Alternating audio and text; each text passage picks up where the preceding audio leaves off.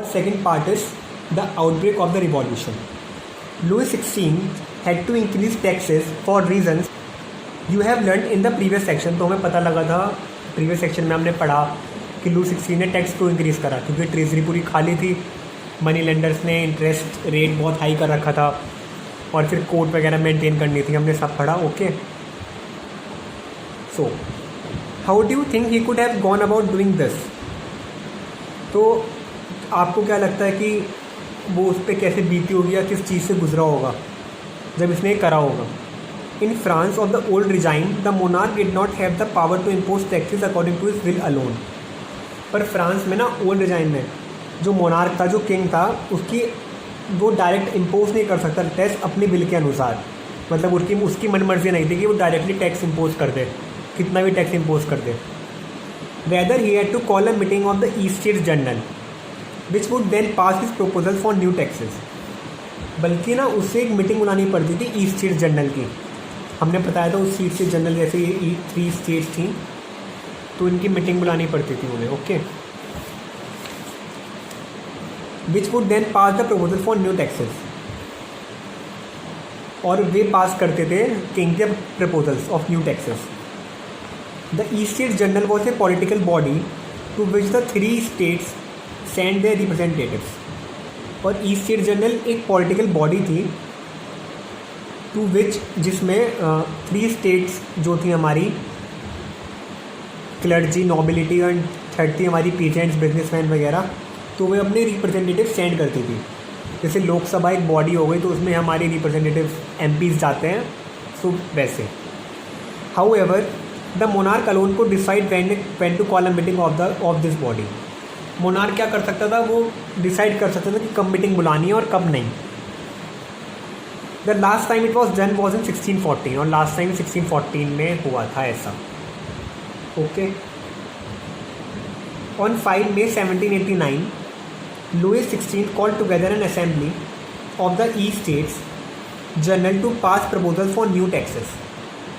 तो 5 मई 1789 को Louis XVI ने एक असेंबली बुलाई स्टेट्स की जो पास करेंगे प्रपोजल्स न्यू टैक्सेस के.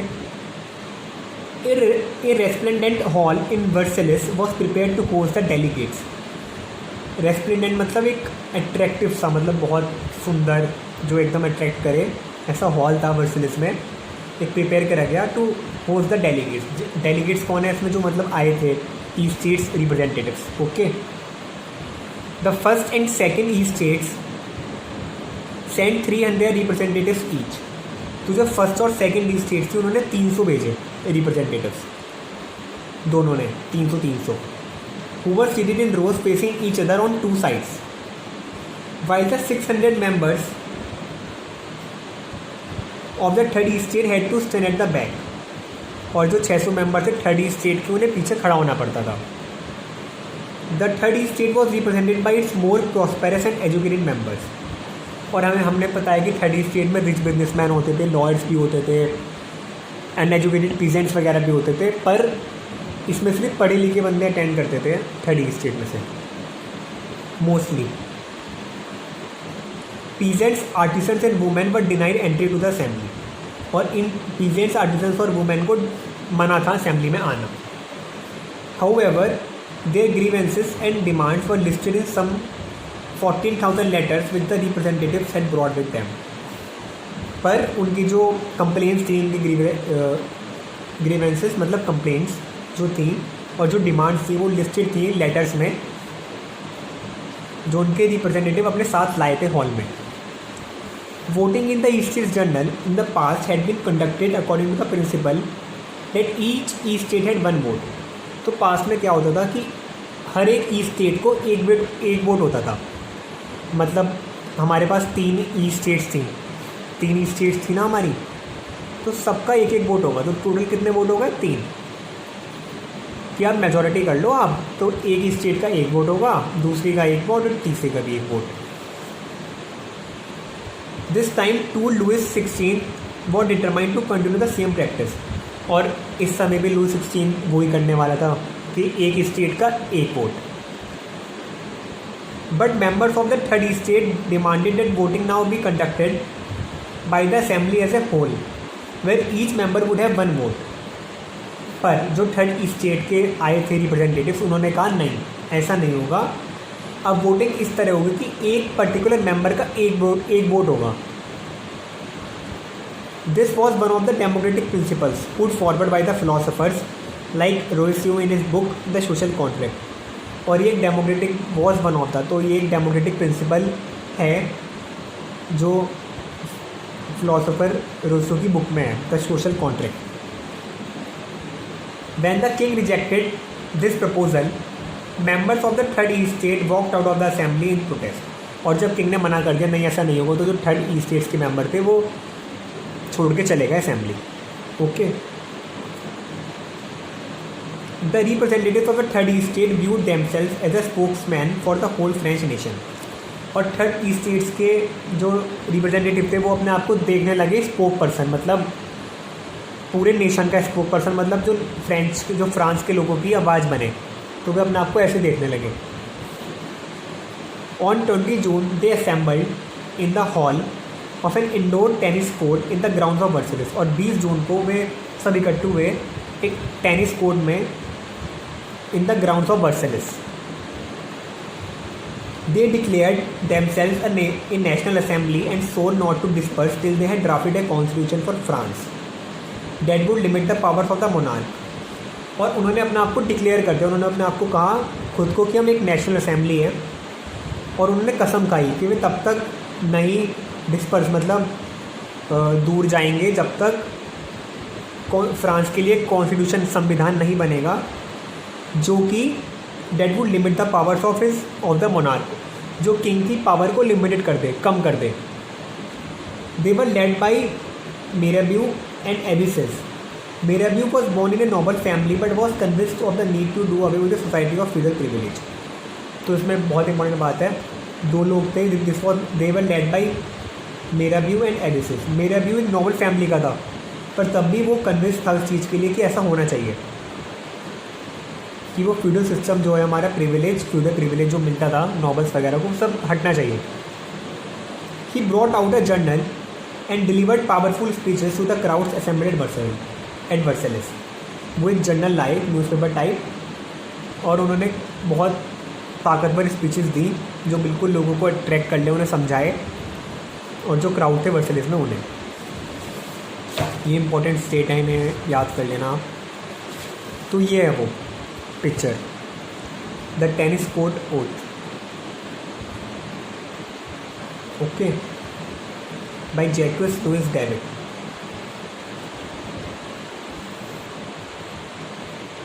एबिसिस originally a priest wrote an influential template called this is the third state. What is the third state? तो जो और दूसरे थे एबिसिस, वो एक प्राइस थे, जैसे पंडित होते हैं मंदिरों में, तो ऐसी चर्च में प्राइस ये सब। और उन्होंने बहुत ही इन्फ्लुएंशियल, मतलब बहुत ही जो इन्फ्लुएंस करा लोगों को, एक टेम्पलेट लिखा, मतलब एक small booklet called what is the third state, उन्होंने इस बारे में लिखा। While the national assembly was busy at Versailles drafting a constitution, the rest of France seeded with turmoil. और जो नेशनल असेंबली तो बिजी हो गई वर्सेलिस में कॉन्स्टिट्यूशन ड्राफ्ट करने में, और बाकी का जो फ्रांस था वो कन्फ्यूज़न से फिल्ड हो गया। सीडेड मतलब फिल्ड विथ टर्मोइल, टर्मोइल मतलब कॉन्फ्यूज़न, तो बहुत ही मतलब कन्फ्यूज़न हो गया लोगों में जो बाकी के लोग थे। ए severe winter had meant a bad harvest. अब विंटर का सीज़न था बहुत सीवियर, तो इसका मतलब क्या था कि सारी फसलें बेकार हो जाएंगी क्योंकि हेल स्टोन्स होते हैं। The price of bread rose, और ब्रेड के प्राइस बढ़ गए। Often bakers exploited the situation and hoarded supplies. और बेकर्स ने एक्सप्लॉइट कर दी और सिचुएशन को और ख़राब कर दी, and hoarded supplies. After spending hours in a long queue at the bakery, long queue मतलब लंबी लाइनों में लगने के बाद, crowds of angry women stormed into the shops. तो एंग्री जो औरतें थी, मतलब वो क्राउड्स मतलब बहुत ज़्यादा, एकदम से शॉप्स के अंदर चली गई, स्टॉर्म्ड इन द शॉप, बहुत सारी एक साथ। At the same time the king order troops to move into Paris. और उसी टाइम किंग ने ऑर्डर करा अपनी आर्मी को कि वे पेरिस में जाएं। On 14 July the agitated crowd stormed and destroyed the Bastille. और 14 जुलाई, एजिटेट मतलब आग लगा हुआ आप कह सकते हैं, जैसे चिंगारी थी, आग लगा दी, बिल्कुल गुस्से में आग लाल था। Stormed and destroyed the Bastille, और उन्होंने डिस्ट्रॉय कर दिया बेस्टिल को। In the countryside rumour spread from village to village that the lords of the manor had hired bands of brigands who were on their way to destroy the ripe crops। और दूसरी side, country side में क्या अफवाह फैली हर गांव में कि जो लॉर्ड्स है ना मेनोर क्या है, an estate consisting of the lord's lands and his mansion. तो ये भी एक ईस्ट स्टेट है जिसमें सिर्फ लॉर्ड्स मतलब ज़मीन के मालिक रहते थे। ओके, तो उन्होंने क्या कर रखे थे, हायर करे बैंड्स ऑफ ब्रिगेंड्स। ब्रिगेंड्स मतलब जो पीपल्स को मतलब रॉब करते हैं, चोरी वगैरह ये सब। Who were on their way to destroy the ripe crops. Caught in a frenzy of fear, peasants and several districts seized hoes and pitchforks and attacked chateaux. Caught in a frenzy मतलब frenzy of fear मतलब uncontrolled excitement था पूरा। Peasants in several districts seized hoes and pitchforks and attacked Chetioks। Chetioks मतलब castle और stately residence belonging to a king और normal man. तो एक castle था, महल टाइप ही, जो किंग को बिलोंग करता था या तो नॉर्मल मैन को, तो उन्हें उस पर अटैक कर दिया। They looted hoarded grain and burn down documents containing records of memorial dues. तो क्या हुआ, उन्होंने जो होरेड ग्रेन मतलब जो पहले से फ्यूचर यूज़ के लिए रखा होता है ग्रेन, खाने का सामान जैसे बिजनौर वेयर हाउस में रखा रहता है ऐसा, तो उन्होंने वो लूट लिया और डॉक्यूमेंट्स बन जला दिए containing records of memorial dues. जो मेमोरियल ड्यूज थे आप वो जो देना पड़ता था, अब पीछे पड़ा था हमने अभी, तो वो सब जला दिए। एक जगह और आया था होरेड वर्ड यहाँ पर बेकरी वाले कॉन्टैक्ट में, तो जो बेकर्स ने तो उन्होंने कंडीशन और बेकार कर दी, क्या करके होरेड सप्लाई इकट्ठा कर ली, वे मार्केट में लाए नहीं ग्रेन्स को। ठीक है। A large number of nobles fled from their homes, many of them migrating to neighbouring countries. और जो लार्ज नंबर ऑफ नॉबल्स थे मतलब बड़े लोग वे भाग गए अपने घरों से, और बहुत सारे में वे दूसरे कंट्रीज में चले गए।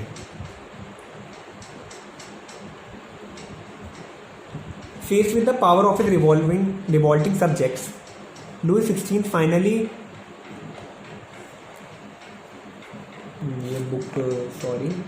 accorded recognition to the National Assembly and accepted the principle that his powers would from now on checked by a constitution।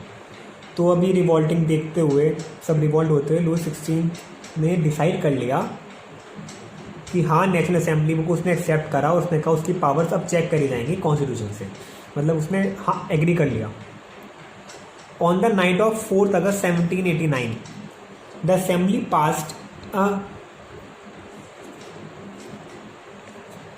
ये नहीं पता क्या वर्ड है, sorry, abolishing the feudal system, मतलब पास कर दिया एक रिजोल्यूशन टाइप कि अब फ्यूडल सिस्टम एबॉलिश ख़त्म कर दिया गया है। Of obligation and taxes, obligation और टैक्सेस वाला सब खत्म। Members of the clergy too were forced to give up their privileges, और जो क्लर्की के मेंबर्स थे उन्हें सारे अपने स्पेशल राइट्स देने पड़े। Tithes were abolished and lands owned by the church were confiscated. Tithes क्या थे, वो 1/10 ऑफ टैक्स देना पड़ता था डायरेक्टली, तो वो अब एबॉलिश कर दिया गया, और लैंड्स जो चर्च में थे उनके पास थे वो सब सीज हो गए। As a result the government acquire assets worth at least 2 billion leverage. और इसके बाद मतलब इसकी वजह से गवर्नमेंट को 2 बिलियन लिवरेज की मतलब एसेट मिल गई। यह है the spread of the great fear.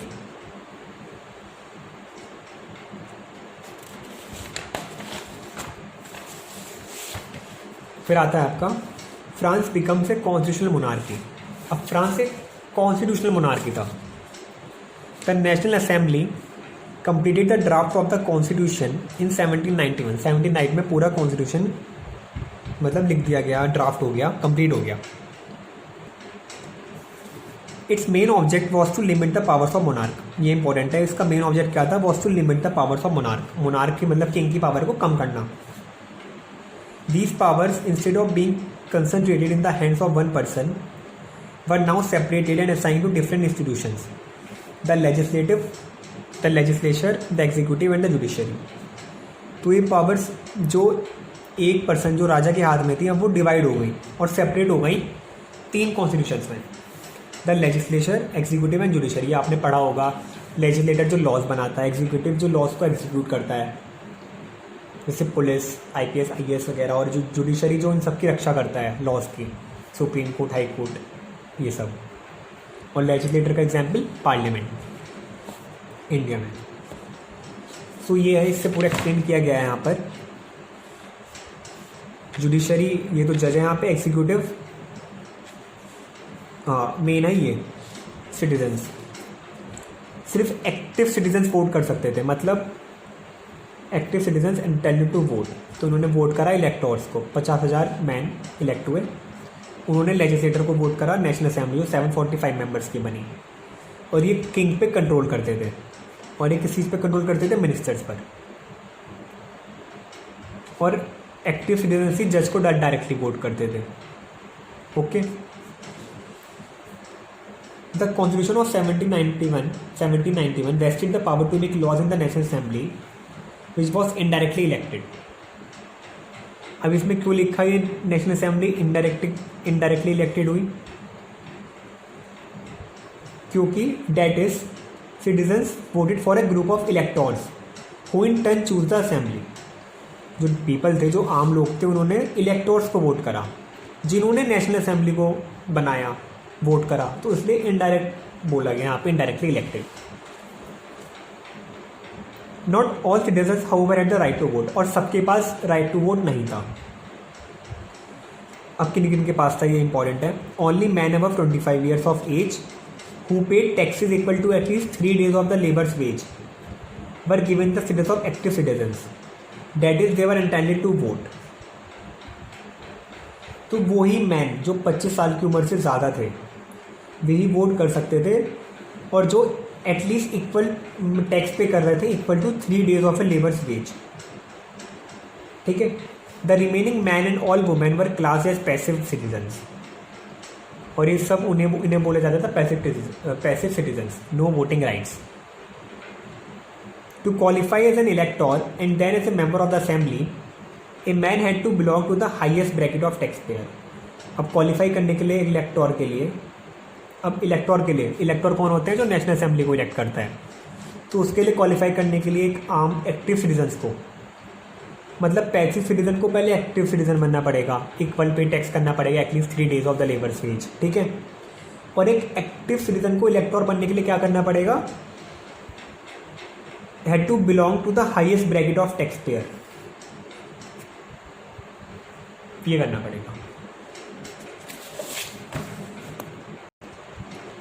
The constitution begin with the declaration of rights of man and citizen.